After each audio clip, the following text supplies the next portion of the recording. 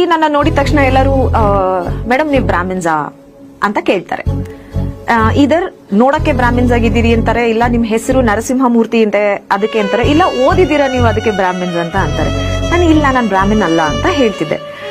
ಓ ಹೌದಾ ನೀವು ಬ್ರಾಹ್ಮಿನ್ ಅನ್ಕೊಂಡ್ಬಿಟ್ಟಿದ್ವಿ ಅಂತಿದ್ರು. ಅವಾಗ ನಂಗೆ ಐ ಡೆಂಟ್ ರಿಯಲೈಸ್ ದಟ್. ನಂತರ ಈ ಒಂದು ಹತ್ರಸ್ ರೇಪ್ ಕೇಸ್ ಆಯ್ತಲ್ವಾ, ಅವಾಗ ದಲಿತ ಹೆಣ್ಮಗಳ ಮೇಲಾಗಿದ್ದದು.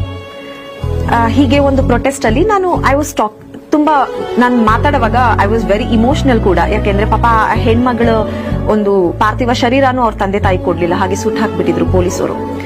ಆವಾಗ ಬೇಜಾರಾಗಿತ್ತು. ಮಾತಾಡುವಾಗ ಫ್ಯಾಕ್ಟ್ಸ್ ಪ್ರಕಾರ ಹೆಣ್ಣು ಮಕ್ಕಳ ಮೇಲೆ ದೌರ್ಜನ್ಯ ಆಗೋದು ಒಂದ್ ಕಡೆ ಆದ್ರೆ ದಲಿತ ಹೆಣ್ಮಕ್ಳ ಮೇಲೆ ಜಾಸ್ತಿ ಆಗತ್ತೆ ಅಂತ ನಾನು ಫ್ಯಾಕ್ಟ್ಸ್ ಪ್ರಕಾರ ಒಂದ್ ಸ್ಪೀಚ್ ಅಲ್ಲಿ ಮಾತಾಡಿದ್ದೆ.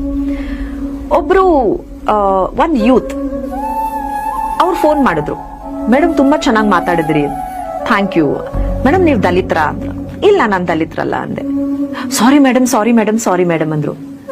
ಐ ವಾಸ್ ಲೈಕ್ ಸಾರಿ ಯಾಕೆ ಕೇಳ್ತಿದ್ದೀರಾ? ಇಲ್ಲ ಮೇಡಮ್ ತಪ್ಪು ತಿಳ್ಕೊಬೇಡಿ, ನೀವು ಅಷ್ಟ್ ಚೆನ್ನಾಗಿ ಮಾತಾಡಿದ್ರಲ್ಲ, ನಮ್ಮಲ್ಲಿ ಯಾರೋ ಓದಿದ್ದಾರೆ ಅಂತ ಖುಷಿ ಆಯ್ತು, ಅದಕ್ಕೆ ಸಾರಿ ಯಾಕೆ ಕೇಳ್ತಿದ್ರೆ? ಈಗ ನಾನು ದಲಿತರಾಗಿದ್ರೆ ಏನ್ ತಪ್ಪು ಅಂದೆ. ಆಗಿದ್ರೆ ಏನು, like cost is not something V choose. ಅದಕ್ಕೆ ಅವಾಗ ನಾನು ಕಂಪೇರ್ ಮಾಡಿದ್ದು ಈ ಹಿಂದೆ, ಅಂದ್ರೆ I am not against any cost. ನನ್ನ ಬ್ರಾಹ್ಮಿನ್ ಅಂದಾಗ ಅವರೆಲ್ಲ ನಾನು ಇಲ್ಲ ಅಂದಾಗ ನನ್ಗೊಂದು ಕಾಂಪ್ಲಿಮೆಂಟ್ ಕೊಟ್ಟಂಗ್ ಮಾತಾಡಿದ್ರು. ಇಲ್ಲಿ ದಲಿತ ಅಂತ ಕೇಳಿದಾಗ ನಾನು ಇಲ್ಲ ಅಂದಾಗ ಅವ್ರು ತಪ್ಪಾಯ್ತು ಅಂತ ಕೇಳಿದ್ರು. ಇಲ್ಲಿ ಎಲ್ಲೋ ನನಗೆ ವಾಟ್ ವಾಸ್ ಹ್ಯಾಪನಿಂಗ್, ನಾವು I belong to Vokkaliga community, Shudra community. ನಾವು ಅವಾಗ ಸಂವಿಧಾನ ಅನ್ನೋದು ನಮ್ಮ ಜೀವನದಲ್ಲಿ ಮಾಡಿರುವಂತಹ ಡಿಫರೆನ್ಸ್ ಏನ್ ನೋಡಿ. ಈಗ ಒಂದ್ ಮನುವಾದ ಓದೋದಾಗ್ಬೋದು, ಮನುವಾದನ ಸಂವಿಧಾನನ ಎರಡನ್ನೂ ಓದಿದ್ರೆ ಅರ್ಥ ಆಗತ್ತೆ.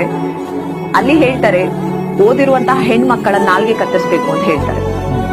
ಇವತ್ತು ಸಂವಿಧಾನ ಇಲ್ಲ ಅಂದಿದ್ರೆ ಇವತ್ತು ನಿಮ್ ಮುಂದೆ ಕೂತ್ಕೊಂಡು ನಾನು ಇಂಟರ್ವ್ಯೂ ಕೊಡ್ತಾ ಇರ್ಲಿಲ್ಲ.